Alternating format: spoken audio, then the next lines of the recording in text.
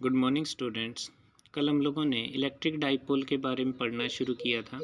तो उसमें पहले समझा था हमने कि इलेक्ट्रिक डाइपोल क्या होता है। फिर उसके लिए हमने इलेक्ट्रिक डाइपोल मोमेंट नाम के फिजिकल क्वांटिटी के बारे में पढ़ा था। और फिर समझा था कि आइडियल डाइपोल या पॉइंट डाइपोल किसे कहते हैं। आज हम आगे चलते हैं। कल हमने बात की थी कि डाइपोल पे टोटल चार्ज जीरो होता है, परंतु उसकी वजह से electric field intensity non zero होती है। तो आज का जो हमारा टॉपिक है ये एक बड़ा टॉपिक है और इम्पोर्टेंट टॉपिक है। इसमें हम क्या पढ़ेंगे, इलेक्ट्रिक फील्ड इंटेंसिटी निकालेंगे due to a dipole. Dipole कहें तो आप समझ जाएंगे कि ये इलेक्ट्रिक डाइपोल है at points on axial line. जो हमारा डाइपोल है उसकी एक्सियल लाइन पे हम कोई पॉइंट लेंगे और वहाँ पर हम इलेक्ट्रिक फील्ड इंटेंसिटी निकालेंगे। एक्सियल लाइन क्या होती है स्टूडेंट्स, आपने पढ़ा था कि डाइपोल के अंदर दो चार्ज होते हैं, इक्वल और अपोजिट, जैसे माइनस क्यू और प्लस क्यू।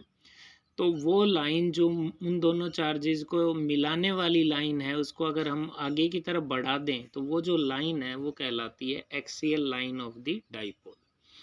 तो बड़ा सीधा सा तरीका है, हमारा स्कीम रहेगी।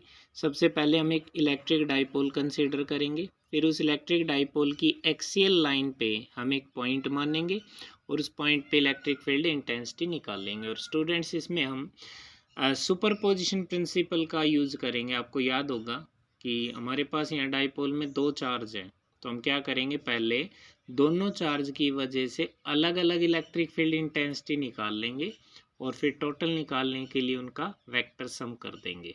तो स्कीम हो गई ये, तीन स्टेप। पहला स्टेप डाइपोल कंसीडर करेंगे, दूसरा स्टेप उसकी एक्सियल लाइन पे पॉइंट मानेंगे और तीसरा पॉइंट सुपरपोजिशन प्रिंसिपल लगा के पहले दोनों चार्ज के लिए अलग अलग फील्ड निकालेंगे और टोटल निकालने के लिए उसका वेक्टर सम कर देंगे। तो चलिए शुरुआत करते हैं। पहले इलेक्ट्रिक डाइपोल कंसीडर करते हैं। Let us consider a dipole AB having charges minus q and plus q separated by a distance 2a. O be the center of the dipole. मैंने आपको बताया था कि जब भी हमें डाइपोल मानना होगा तो इसी तरह का मानेंगे। इसका फिगर उधर दूसरे पेज में है, वो अभी देख लेते हैं। ये डेफिनेशन भी हमें याद है, electric dipole moment is given by, electric dipole moment का जो मैग्नीट्यूड है वो लिखा जाता है क्यू इंटू टू ए।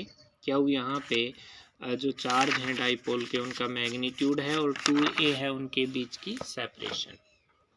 तो ये देखें डायग्राम को, हमने क्या कहा कि ए बी नाम का हमने एक इलेक्ट्रिक डाइपोल कंसीडर कर लिया है जिसपे चार्जेस ए पे माइनस क्यू चार्ज है, बी पे प्लस क्यू चार्ज है। ओ इनके बीच का सेंटर है, यानी सेंटर ऑफ द डाइपोल है। ए दोनों चार्जेस के बीच की सेपरेशन को 2a माना हुआ है, ए और बी के बीच की। तो यहाँ से साफ दिख रहा है ये 2a है। हमें सारी डिस्टेंसेस सेंटर से मापनी है, इसलिए हम इसको बाइफरकेट कर सकते हैं। सेंटर से ए की दूरी भी स्मॉल ए और सेंटर से बी की दूरी भी स्मॉल ए हो जाएगी। तो इस तरह से हमने इलेक्ट्रिक डाइपोल मान लिया। अगला स्टेप है एक्सियल लाइन पर पॉइंट मानना। तो मैंने कहा था कि ये जो ए और बी हैं, जैसे इन दोनों पॉइंट को मिलाने वाली लाइन को हम आगे बढ़ा दें, मान लो इस तरह से हमने आगे बढ़ा दिया, इधर भी बढ़ा सकते हैं, इधर भी बढ़ा सकते हैं, तो ये कहलाएगी एक्सियल लाइन। तो let P be any point on the axial line where the electric field intensity is to be determined. हमने मान लिया कि पी एक्सियल लाइन पर एक पॉइंट है जहाँ पे हमें इलेक्ट्रिक फील्ड इंटेंसिटी निकालनी है, such that O P is equal to are.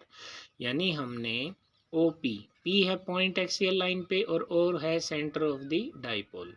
तो हमने एक्स डाइपोल की एक्सियल लाइन पर डाइपोल के सेंटर से आर डिस्टेंस पर एक पॉइंट मान लिया है जहाँ पे हमें इलेक्ट्रिक फील्ड इंटेंसिटी निकालनी है।